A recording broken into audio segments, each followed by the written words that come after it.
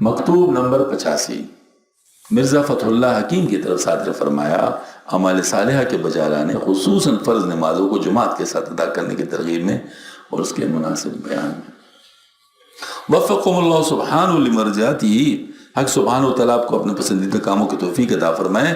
آدمی کے لیے جس طرح اعتقادات درست کرنے سے چارہ نہیں ہے، اس طرح اعمال صالحہ کے بجا لانے سے بھی چارہ نہیں ہے۔ والعصر ان الانسان لفی خسر الا الذین آمنوا وعملوا الصالحات، دونوں باتیں ضروری ہیں، اور آگے دو اور بھی۔ اور عبادتوں میں سب سے جامع عبادت اور طاعتوں میں سب سے زیادہ قرب والی طاعت نماز کا ادا کرنا ہے۔ حضور انور صلی اللہ علیہ وسلم نے فرمایا الصلاۃ عماد الدین فمن اقام فقد اقام الدین ومن ترک فقد هدم الدین۔ یہ نماز دین کا ستون ہے، جس نے اس کو قائم کیا اس نے اپنے دین کو قائم کیا، جس نے اس کو ترک کیا اس نے دین کو گرا دیا۔ اللہ تعالیٰ میں بچائے اس سے۔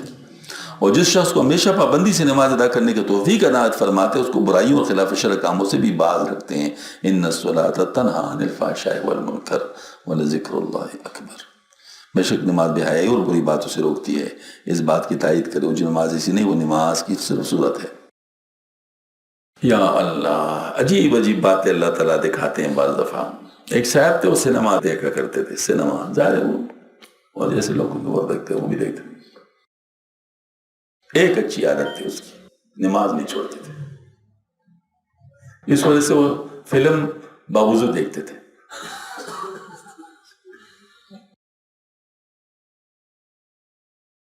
اور کبھی کبھی سنیما میں جماعتیں بھی گرائی ہیں، فرماتے جماعتیں بھی کروائی ہیں۔ آج فلم اس کا شوق تھا، نماز اس کی ذمہ داری تھی، بس وہ والی بات۔ وہ بتاتے ہیں، عجیب بات ہے، سنو اچھی طرح۔ وہ بتاتے ہیں اسی چیز نے مجھے فلم سے چھڑایا۔ کیسے؟ کہتے میں جب نماز کے، کیونکہ کبھی کس سنیما میں کبھی کس سنیما میں، سنیما تو مختص تو نہیں ہوتا تھا نا، کبھی کوئی اس کی مرضی کا فلم کہاں لگی ہوئی کہاں لگی ہوئی۔ تو پشاور کے 4 سے 3 سنیمائیں، غالباً 3 یا 4 ہے واللہ اعلم، وہاں پر ایک بازار ہے جس میں 3 سنیمائیں بالکل قریب قریب۔ وہاں پر ایک بڑی دلچسپ فلم دیکھنے کے لیے گئے۔ چونکہ اس کا پہلے دفعہ تھا ادھر، تو وہ جب باہر آئے تو اس کو مسجد نہیں ملی، یعنی قریب مسجد نہیں ملی۔ پوچھتے پوچھتے کمال کی بات ہے سارے راہگیر تھے، ان کو بھی پتہ نہیں تھا، تو ڈھونڈتے ڈھونڈتے وہ آف ٹائم والا ٹائم تو گزر گیا، جو آف ٹائم میں نکلتے ہیں نا، وہ ٹائم تو گزر گیا۔ لیکن آگے جا کر جو ہے نا وہ کیا ہے، اس کو ایک چھوٹی سی مزار کے ساتھ ایک مسجد مل گئی۔ وہ مسجد ابھی بھی ہے، مزار کے ساتھ ہے۔ تو وہ کہتے ہیں کہ دل میں بارہا آیا کہ بس وہ آف ٹائم ختم ہو گیا، واپس جاؤ۔ کہ میں نہیں بھی، نماز تو اس کے لیے نہیں چھوڑی جا سکتی، نماز تو پڑھنی پڑے گی چاہے علم گزر جائے۔ یہ اس کا امتحان تھا۔ مسجد پہنچ گئے۔ اب مسجد میں نماز تو اکیلے پڑھنی تھی، کچھ بات کو اس کے پابند تو نہیں تھی۔ آئے تو وہ نماز کہتے جس وقت میں نے مسجد میں قدم رکھا میرے دل کی حالت بدل گئی۔ دل کی حالت اس طرح بدلی کہ نماز کے دوران بھی مجھے خیال آتا رہا، اور اس وقت سے شروع ہوا کہ کیا تو نے دوغلی چال شروع کی ہوئی، چھوڑ دو نا فلم دیکھنا، فلم دیکھنا کون سا ضروری ہے جس کے لیے اتنے ضروری کام خطرے میں پڑ جاتا ہے، چھوڑو اس کو۔ کہتے مجھے یہ خیال آنا شروع ہو گیا۔ خیر نماز تو پڑھی۔ نماز کے بعد اس نے کہا کہ اگر میں یہ فلم چھوڑوں گا تو یہ مسلسل میرے دماغ میں کھٹکا رہے کہ اس کے بعد کیا ہوا تھا، لہٰذا اس کو تو پورا کر لیتا ہوں، پھر اس کے بعد پہ نہیں دیکھوں گا۔ آج وہ گئے تو آف ٹائم تو ختم ہو گیا تھا، تو اندھیرے میں اس طرح ٹٹولتے پہنچ گیا تھا۔ کہتے اس کو مکمل کر لے، اس کے بعد توبہ کر لے، ختم ہو گیا۔ دیکھو نماز نے اس کو چھڑا دیا، نہیں چھڑایا۔ ان الصلاۃ تنہی عن الفحشاء والمنکر۔ اس کے لیے جتنا مجاہدے کی ضرورت تھی وہ اللہ تعالیٰ سے لے لیا،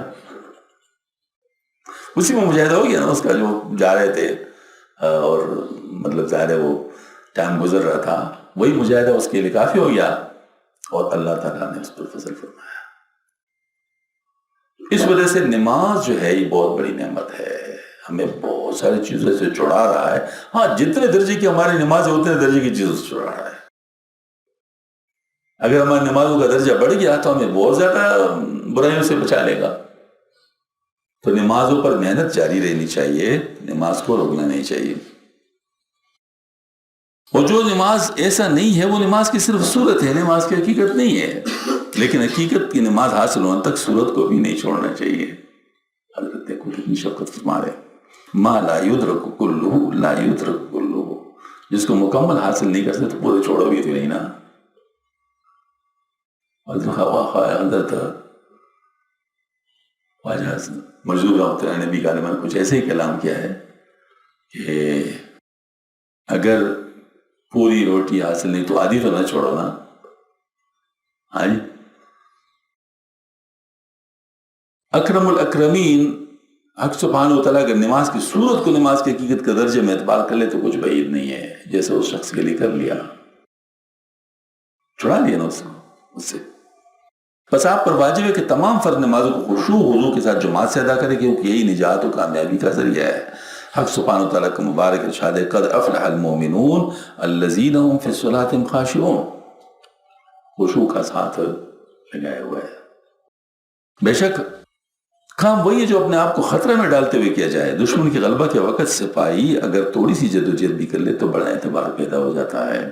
جوانوں کی نیکی بھی اسی وجہ سے زیادہ معتبر ہوتی ہے، ان نے خواہش نفس کے علاوہ غلبہ کے باوجود اپنے آپ کو نیکی میں مشغول کیا ہوا ہے۔ اصحاب کہف نے اس قدر بزرگی جو حاصل کی ہے، دین کے مخالف اپنے وقت کافر بادشاہ سے ہجرت حاصل کرنے کی بنا پر حاصل کی ہے۔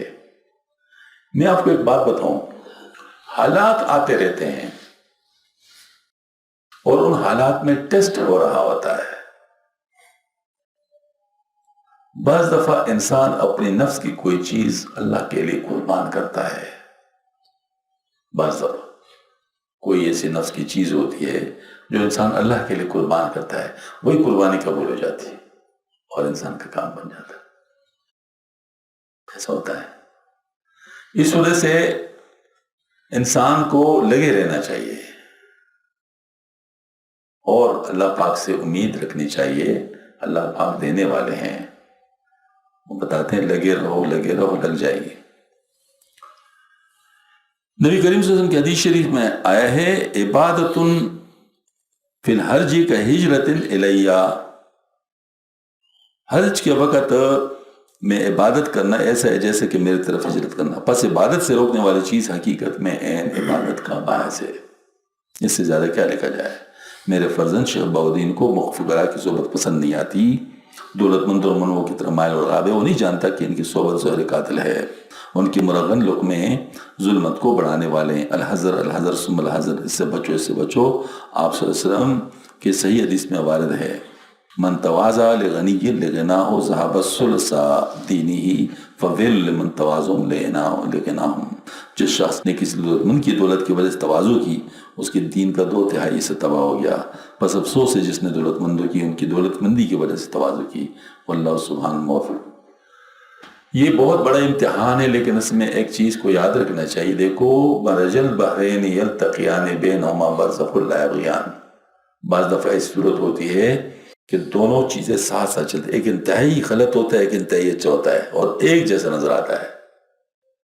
یہاں پر ذرا تھوڑا سا انسان کو فقاہت سے کام لینا ہوتا ہے، ہاں جی، ورنہ انسان نقصان میں پڑ سکتا ہے۔ مثلا بخل اور قناعت دونوں ساتھ ساتھ چل رہے ہیں، اچھا اس طریقے سے سخاوت و اسراف ساتھ ساتھ چل رہے ہیں، ہاں جی، اس طرح جو ہے نا وہ یعنی مصلحت اور بزدلی یہ ساتھ ساتھ چل رہے ہوتے ہیں، بہادری بیوقوفی ساتھ ساتھ چل رہی ہوتی ہے۔ اس میں فیصلہ کرنا بعض دفعہ مشکل ہو جاتا ہے۔ یہاں پر یہ بات ہوتا ہے کہ مالداروں کی مدارات برا نہیں ہے دین کے لیے، مالداروں سے مرغوب ہونا بڑا ہے، سمجھ؟ اس کو دین پر لانے کے لیے اگر آپ اس کے ساتھ مدارات کا معاملہ کرتے ہیں وہ برا نہیں ہے، وہ تو حضرت خود کرتے تھے، وہ برا نہیں ہے، لیکن مالداروں کے مال سے متاثر ہو کر ان سے مرغوب ہو جانا یہ برا ہے، یہ دل کی بیماری کی علامت ہے۔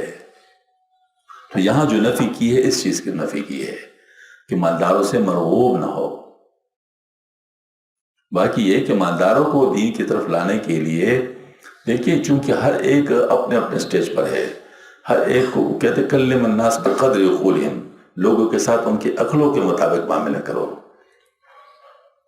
اب جو مالدار ابھی انہوں نے فقر کے وہ درجات پہچانے ہی نہیں ہیں، فقیروں کو وہ جانتے ہی نہیں ہیں، ان کو اس چیز کا علم ہی نہیں ہے، اب ان سے اس چیز کا توقع کرنا پہلے قدم میں یہ تو ہو نہیں سکتا، اس وقت تو اس کے ساتھ تو مدارات ہی کرنی پڑے گی۔ لیکن نیت کون سی ہے؟ انما الاعمال بالنیات، نیت یہ ہو کہ اس کو دین پہ لائے، نہیں کہ میں اس سے مال حاصل کر لوں۔